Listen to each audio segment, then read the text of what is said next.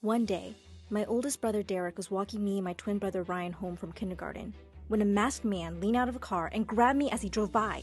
I screamed at the top of my lungs, and before I knew it, the police were following us and it was a high-speed chase. The masked man accidentally slid off the road and crashed the car into a tree.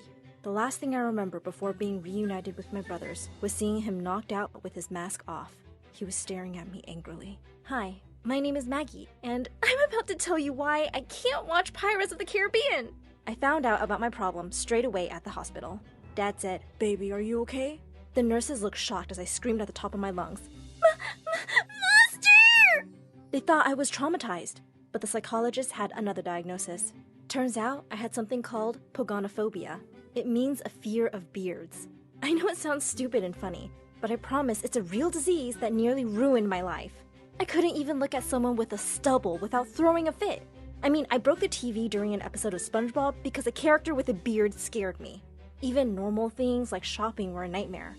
My parents took me to a grocery store once, and I got so scared by a cereal box with a bearded man on it, I knocked over the whole display and made a huge mess.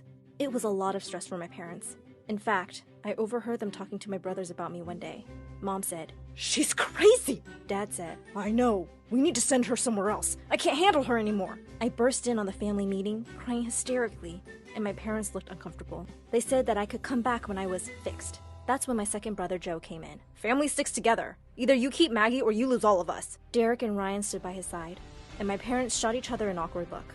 And then they packed their bags and just left. Since then, Derek and Joe kind of became our parents.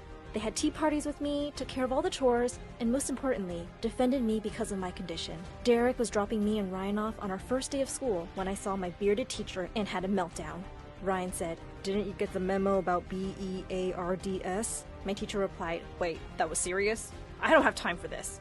Derek said, "Oh, we are very serious when it comes to our beautiful sister." He handed the teacher a razor and told him he would watch the class while he did his job. Derek was kind of intimidating, so the annoyed teacher turned white and ran to the bathroom to shave. I have to say, I'm pretty lucky to have the brothers I have. Later that year, when Ryan and I went to the school's Christmas party, I cried when I saw the Santa banners everywhere. I hid under a desk and covered my eyes. Everyone in class laughed at me, except Ryan. Ryan said, "You can open your eyes now." I said, "I can't, I'm scared." He said, "Trust me." When I looked around, I saw that he'd cut the beards off of all the Santa decorations. I was so happy, but everyone thought I was weird because of my fits. I didn't need friends though. I had my older brothers and Ryan. They were more than enough for me. One day though, I found out I wasn't enough anymore. It was our last week of middle school and Ryan decided to go on an overnight trip. I said, "But we never go on overnight trips." He said, "Well, maybe we can start. Don't you want to make friends?" I said, "No, we don't want anyone else." It turned out I didn't want anyone else. Ryan tried so hard to convince me to go,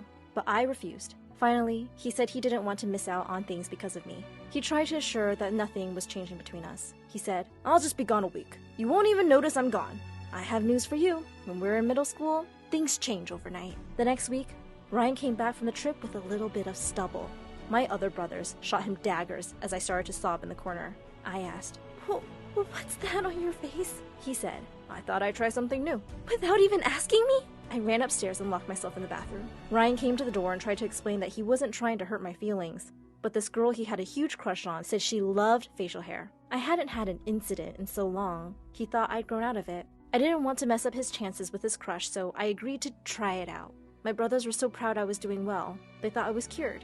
In reality, I was purposely looking away all the time, and it was eating me up inside. One time, I was trying so hard not to look at Ryan that I fell down the stairs. See, as time passed and his stubble grew into a real beard, it was getting harder and harder to deal with my feelings.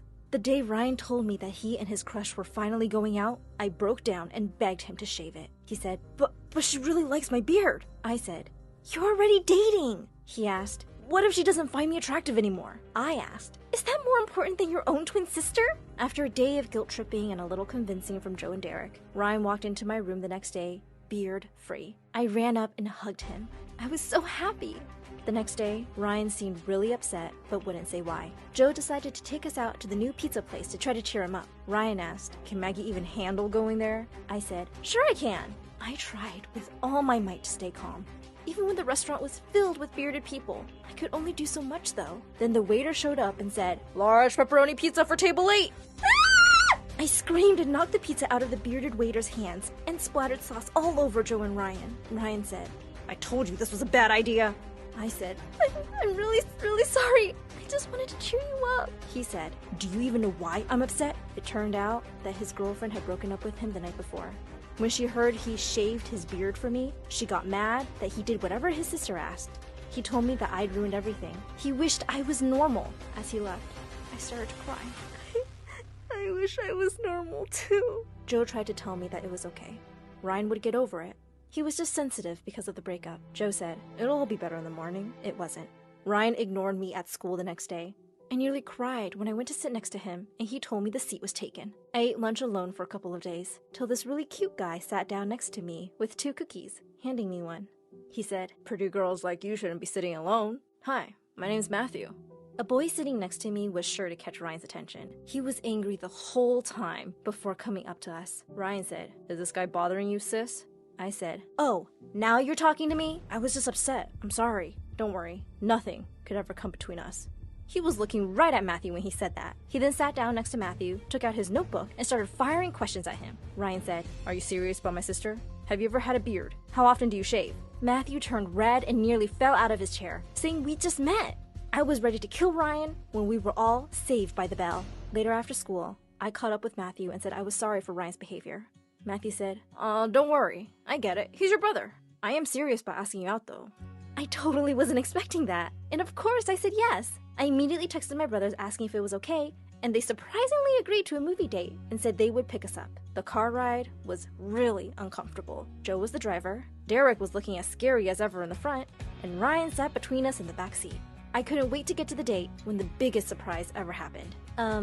Why are we parking at the house? Derek turned to me and said, for your date, of course, silly. Poor Matthew had no idea what kind of date he was in for. I walked into the lounge with popcorn to see Derek grilling Matthew. You'd think he was a murder suspect being questioned by the police. Are you planning to grow a beard? What does your beard mean to you? Do you consider it a sign of your manhood? If you were with Maggie and a bearded man came over, what would you do? You have only 3 attempts to answer that. Go. I said, oh my God, leave him alone, Joe. Matthew, let's pick a movie. Just then, Ryan walked in and said, yeah, what are we watching? My brothers decided we were all watching a movie. Matthew wanted to watch a romantic movie, but Derek picked Frozen. I said, guys, we aren't 5. Can we watch something less lame? Ryan said, what are you talking about? It's epic. You know, when Anna and Elsa reunite. Aww. Then Joe said to Matthew, hey, can you make some room? Derek said, yeah, just a little more to the left. Just like that, Matthew and I were sitting at opposite ends of the couch with all 3 of my brothers between us. At the end of our date, if you could even call it that, Joe drove Matthew home alone. I was so mad. They tried to assure me that they were just being big brothers and this was all normal. Yeah, well, tell that to Matthew. He avoided me all day and didn't respond to any of my texts. I didn't see him at lunch that day either. I was crying in the ladies' room when I heard a knock at the door asking if I was okay. It was Ryan. He said, is there anything I can do? I told him he had done more than enough by ruining my chances with my first date. I was also silent the entire drive home from school. They bought me flowers and chocolates, trying to show me I didn't need a boyfriend since I had such great brothers. I yelled at them, saying how I wasn't going to be their baby sister forever before locking myself in my room. A few hours later, someone knocked on my door and I walked over to shout at them to go away. When I opened it, it was Matthew. I've been crying all day, and now I look like a mix between a raccoon and the girl from The Ring. I covered my face and told him not to look at me right now. He gently took my hands away and said, I don't care about all that. Listen, your brothers found me and apologized for ruining the date, and wanted to make it up to us by letting us go on a real date. My brothers were actually really sweet about it. Joe even helped me pick out an outfit and did my makeup. Matthew's jaw dropped when he came to pick me up. He said, oh wow, Maggie, you look gorgeous. Of course they came with us to dinner and taught Matthew how to scan the room for any bearded men and shield the lady till she was safely seated at her table. But thankfully, they sat a few tables away. Baby steps. After a year of dating, my brothers really started to trust him more. I would even say they became friends. They constantly made jokes about how he better not grow facial hair now that he was a man, and never to mess with my sister or else. It really did all seem like jokes until the day he came back from summer break. When he showed up at my house after his 2-month family vacation in Europe, he brought a lot more surprises than a postcard. He walked in, sporting a scruffy beard, and I immediately screamed, ah! Help! Derek! Derek rushed in and started screaming at Matthew. What were you thinking? We told you never to pull stuff like this! Matthew kept insisting that he thought it was just a joke because of a problem I had as a kid. He thought I would have grown out of it by now. That was it! Matthew was lucky my other brothers arrived when they did to hold Derek back. Ryan shouted at him to not come back till he had shaved again. He came back with a clean face a few hours later to apologize and talk in private. My brothers, reluctantly, let us talk alone. Matthew said sorry and explained he thought I would find it attractive, and he didn't mean to scare me. I forgave him, but I could tell my brothers weren't happy with him anymore. After Matthew left, they argued I should break up with him because he knew what he was doing. I kept trying to tell them it was all a misunderstanding, but I could tell something was up between us, and he was different now. He started making a lot of mean jokes about me. One day, I asked him if he wanted to go out to eat, and he said, are you sure? You're not going to cry like a baby if the waiter has a mustache? I said, why are you acting this way? Come on, be nice. He raised his voice and said, I am being nice, putting up with your stupid condition. It's pretty hard not to have a normal girlfriend and do normal things because you have a freak out wherever we go. I was really upset and went home crying. When my brothers tried to ask me what was wrong, I said I'd just seen a bearded man on my way home and gotten scared. Ryan came to check up on me and said, well, Matthew should have at least walked you home. I told him that Matthew wasn't my keeper. Nobody was. I decided to really push my boundaries one day. I decided I would surprise Matthew by going to the homecoming dance. I knew he was going alone because I avoided places with too many people. I only told Ryan about my plan. He kept begging me to let him come, but I insisted I needed to do this on my own, and he had to promise not to tell the others. He reluctantly agreed, but said I needed to check in every 15 minutes. I promised I would keep in touch as he dropped me off at the dance. I was trying really hard not to find anyone with a beard in the crowd. But then at one point, I caught a glimpse of a guy with some facial hair, and I screamed and knocked over the huge punch bowl. All eyes were on me. That's when I found him. Matthew asked in disbelief, "What are you doing here, Maggie?" His jaw was wide open in shock, and his arms were around another girl. The girl leaned closer to him and asked, "You know this weirdo, babe?" I ran out of the gym and into the hall, furious. Matthew came out and ran over to me. He wasn't trying to apologize, though. He was angry with me. I cried, You're cheating on me!" He started rolling his eyes and shouting, "This is all your fault, you know? It's really hard to date you, and I do my best. Seriously, if you break up with me, you won't find anyone who cares about you as much as me." His face turned white when he heard Derek say, "Oh, buddy. She already has 3 men that care about her more than anything." All 3 of my brothers emerged from the hallway. This time, no one stopped Derek as he chased him screaming down the hallway. Joe and Ryan rushed over to make sure I was okay. I asked, "How did you know I was in trouble?" Ryan winked and said, "I didn't hear from you every 15 minutes. Needless to say, Matthew and I didn't work out. But that didn't stop me from trying to get better. With my brothers by my side to support me, I knew anything was possible.